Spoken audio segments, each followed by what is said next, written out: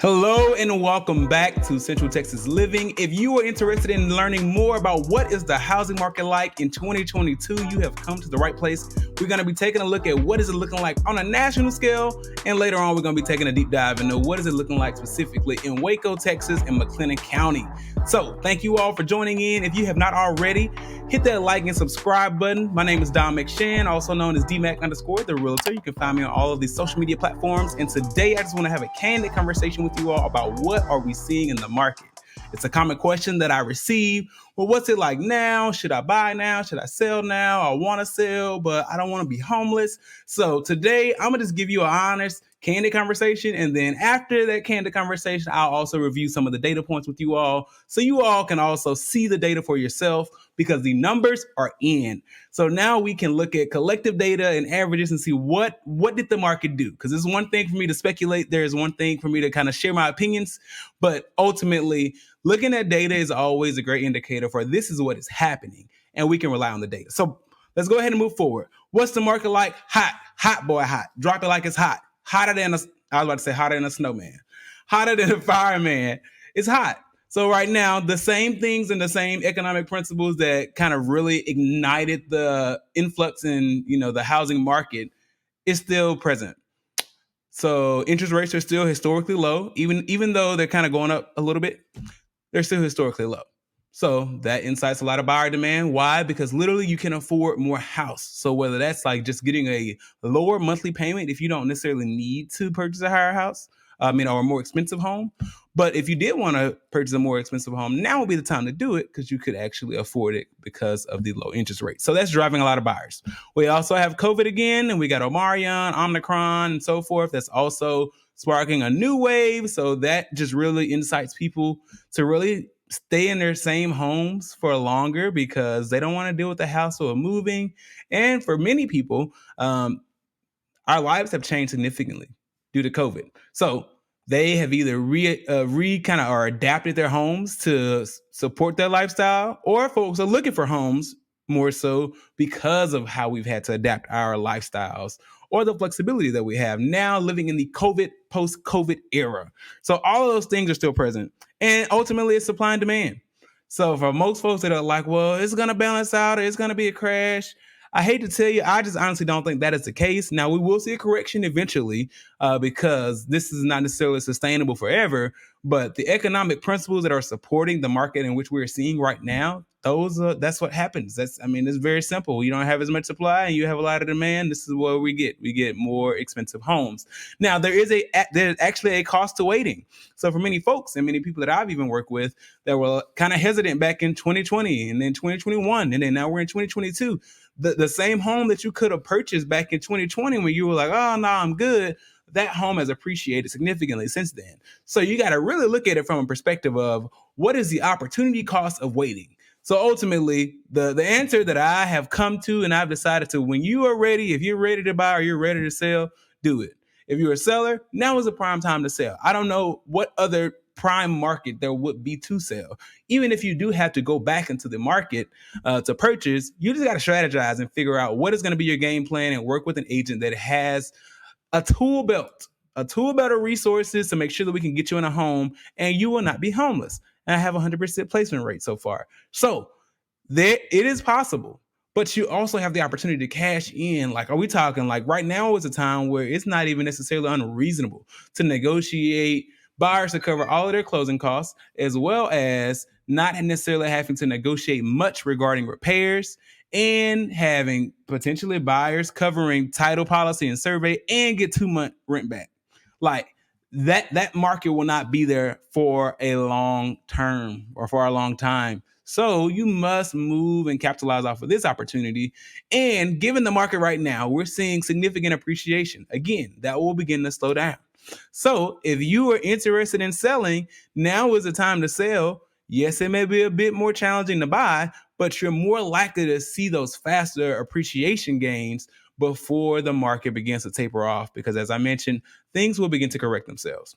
So for buyers, if you are interested and you're ready to do it, just prepare and set your expectations appropriately, especially if you're a first-time buyer and you don't necessarily have a home to sell and you don't necessarily have any net proceeds to really rely on. It is absolutely a challenge, and it sucks. There is no other way to put it. It is challenging, but if you want to do it, my contacts are a little dry. I don't know if it's the ring light too. It's probably not helping. But if you are a buyer and you are in this market right now, it is challenging. So just set your expectations appropriately. Understand that you may have to put in multiple offers, and understand that, hey, if you don't get an offer accepted, move on to the next one. Don't fall in love with the home until the home is yours, until you have the keys. Okay. And I feel like that's helpful information to have. When you set your expectations appropriately, you're able to navigate this market and not be burnt out or disappointed. And be ready to move quick, because homes are not sitting long. And we're going to talk about that in just a moment. So if you like something, move on it. You sitting, thinking, waiting, and pondering, the home will be gone. And now you're back at square one. So my suggestion is always an 8 out of 10 is a win. So if you come up with your rankings and your scale, and you get an 8 out of 10 in this market, that means offer. And whatever offer is strongest to you, and think about truly what is your highest and best. And when I say highest and best, I mean, if somebody else goes a bit higher than you, you're like, y'all can have it. I don't want it. Because what you don't want is buyer's remorse. So you're like, oh yeah, we got it, we offer, but I don't really like it that much. Or I kind of like, you don't want that feeling. You want to know, like, yeah, we spent this much on it, but I really like it. I'm really glad that we purchased this home. I'm so excited for the memories that we'll have. And we can have a whole separate conversation when it comes to the investment tip and how that's affecting the market right now, if you're specifically looking for investing. So all that to say, that is the market right now in 2022. If you're going to do something, if you're going to bust a move, okay? Otherwise, hey, it is what it is. If you don't feel like you're necessarily there, you're not ready yet, just continue to prepare and understand that real estate will be here, okay? The market has its ups and downs, but this is a significant time period in real estate history. And I think a lot of times, anytime we have something that's so unique, there are people that will be more critical or skeptical, and there will be other folks that take opportunities. And I think right now is a time where we're actually seeing, again, we'll go back to the data in just a moment, people are seeing the opportunity. So I've worked with sellers that have literally stayed in their home in 1 year, and they were able to sell their home within 1 year and take away net proceeds, significant net proceeds after closing costs, commissions, and everything. And that's just something that you don't necessarily see often in real estate when you think about the collective real estate market. So now is the time. If you're interested and open to selling or buying, you just really have to prepare and make sure that you're ready. If you're a seller, be ready to move, because your home may sell pretty fast, especially when you actually have an agent that will market your property.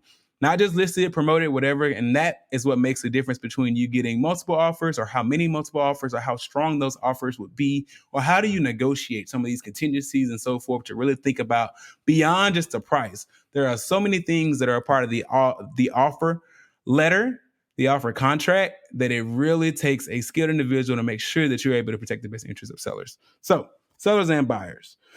And all that to say, rent is going up too. So if you're on the fence and you think, oh, well, I'm just going to rent right now. Well, the thing is, when housing prices go up, you do have investors that will buy, and they will typically buy at the market value or a little under, but whatever, the overall market is still higher. So when they purchase that home at a higher price than the original owner, guess what? The rent has to go up, because otherwise they're not making a profit. And that is absolutely the goal. The goal is not to buy an investment that is not producing cash flow. You have some different investment strategies, but overall, that also increases rents. And then we also have property taxes. So as the market values increase, property taxes increase. So even if you have the same owner of a property, literally that cuts into their net profits. And some folks are like, well, they're just trying to capitalize off the market. Some of that is true, and some of that absolutely happens. In other aspects, it's a business just like anything else when it comes to supply and demand and price fluctuations. So you can't necessarily expect to get the bananas for cheaper than it costs to make the bananas. So those are just things to consider when you think about this market. So overall, if you're ready to buy or sell, like I said, go ahead and do it. We're going to see a correction eventually. Mortgage rates are doing a thing, and they are increasing slightly. And that is where you'll see a significant impact on the market. Because as I mentioned, mortgage rates directly impact monthly payments. So the difference between a 3% interest rate and a 5% interest rate is very significant. I mean, you can run calculators. I'm not about to run numbers and stuff just for the sake of the video, but just pull up some estimates on mortgage calculators and look at a 3% interest rate for a $500,000 home versus a $700,000 home, and maybe compare the interest rates between 3% and 5%. It is quite significant. So those are things for you all to consider as you plan and make your decisions. I'll be more than happy to sit down and talk with you and explore some options and strategies, especially if you're a seller, because that's been the most common question. Like, yeah, I'm ready to sell, but I don't want to be homeless. So how am I going to sell? And I don't want to necessarily have to be like going into a hotel or doing an Airbnb. There are a lot of options. Again, some of them also may not necessarily be the most convenient, but depending on what is your goal, if your goal is to maximize the net profits that you can take, well, you may have to make some sacrifices. So you may have to go into Airbnb for a little while. And we can also talk about buying new construction. So there are a lot of things to consider given the market, and also new construction. Price increases as well. Supplies are higher. So everything is higher now, but I would not necessarily say, oh, that means you should not buy. I would say you just have to do your research, be strategic, and be prepared. When you're ready to go and do it. Now, like I mentioned, we're going to take a deep dive into some Waco, Texas, and McLennan County data, because guess what? The data is officially in. So I am excited to review some of this because I'm a little nerd a little bit. So if you're here and you like this video, please like it and subscribe. Drop a comment. If you're about to peace out, just give me a little something before you dip out. This information will be specific to Waco, Texas, but it is also great just to kind of take a look and glance, because for the most part, a lot of these trends are things that we're seeing across the nation. So with that in mind, we are going to go ahead and switch over. So all right. So this is the Texas Market Viewer. And this is something that Texas realtors have access to. So just one of the tools and resources. So you kind of get a little glimpse of the behind the scenes as far as like what data and stats and so forth look like. So I really like looking at all this type of stuff. So if you're a nerd or if you just really like data analytics, this will probably be very interesting to you. So with that in mind, just Waco. And again, this is not necessarily all of McLennan County. So by us looking at Waco in particular, that does separate some of the other areas that I would consider still a part of Waco when it comes to folks that are, in the Waco real estate market, including Lorena, McGregor, Hewitt, Robinson, Woodway, and so forth. And which is why we'll go to county in just a moment. But just looking at Waco in general, this is for December of 2021. This YOY means year over year. So the median price of homes in Waco is up by 23.2% year over year. That's from last year. 2020 in this regard. And that is already a very, 2020 was a strong year in the market. So to answer the question, like I said, the block is hot. The block is real hot. Closed sales down because there is no inventory, because there are no homes to sell.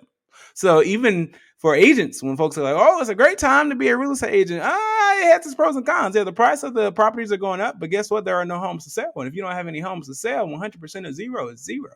So it makes it very challenging just to market and to also sell and market, find properties. Active listings are also down year over year. And months inventory is still down. We're at 1 month's inventory. And ideally, a balanced market, you would see about 6 months inventory. So this basically means, for lack of better terms and trying to explain it, we could sell all the homes that are available for sale in Waco in 1 month.